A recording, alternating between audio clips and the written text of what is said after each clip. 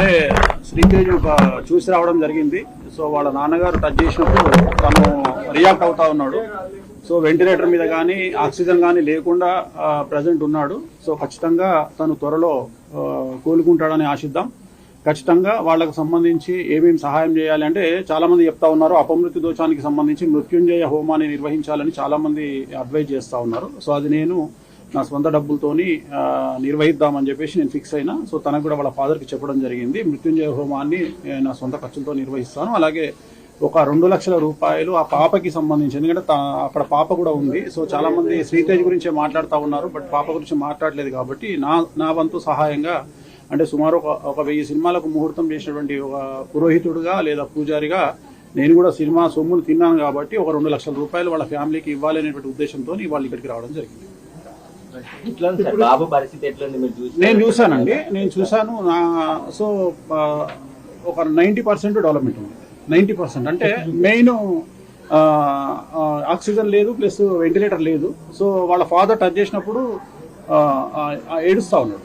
అది నేను కళ్ళలో నీళ్ళు వస్తున్నాయి. సో అంతవరకు అయితే నేను ఇవాళ గమనించింది అయితే అది ఈ రోజు.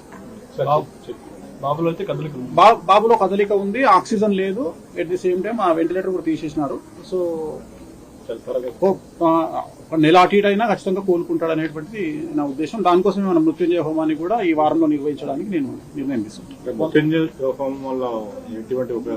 అదే ఎవరైతే అపమృత్యు దోషం అంటే దగ్గరగా ఉంటారో, క్రిటికల్ పొజిషన్ లో ఉంటారో వాళ్ళు బయటపడడానికి నిర్వహించేటువంటిది మృత్యుంజయ హోమము. సో ఆ మృత్యుంజయ హోమాన్ని నిర్వహించాలి అనేటువంటిది నా సంకల్పం. మాట్లాడినాను, ఇప్పుడు వాళ్ళ ఫాదర్ వస్తే అది కూడా మాట్లాడి దానికి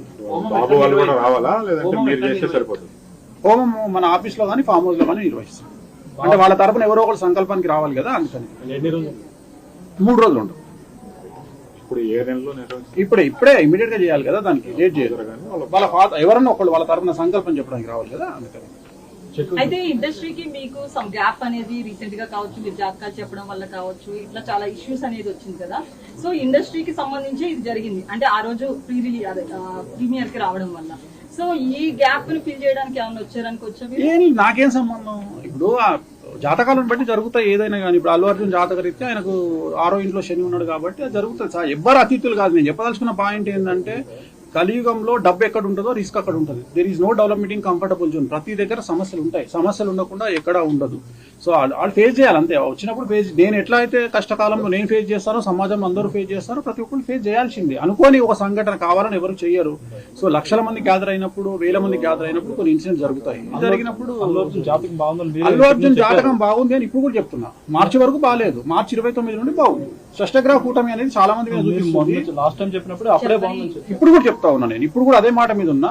జాతకం బాగుండడానికి ఇలాంటి ఇన్సిడెంట్లకు సంబంధం లేదండి. ఇలాంటి ఇన్సిడెంట్ వేరు. దీనివల్ల ఆయన ఏం నేర్చుకుంటారు, ఫర్దర్ గా ఆయన ఎట్లా బిహేవ్ చేస్తారు అనేది ముఖ్యం తప్ప ప్రతిదీ మన జీవితంలో తప్పులు సమస్యలు అనేటువంటివి మనం మారడానికి, మనం ఇంకో 10 మెట్లు ఎదగడానికి అవకాశాన్ని ఇస్తాయి.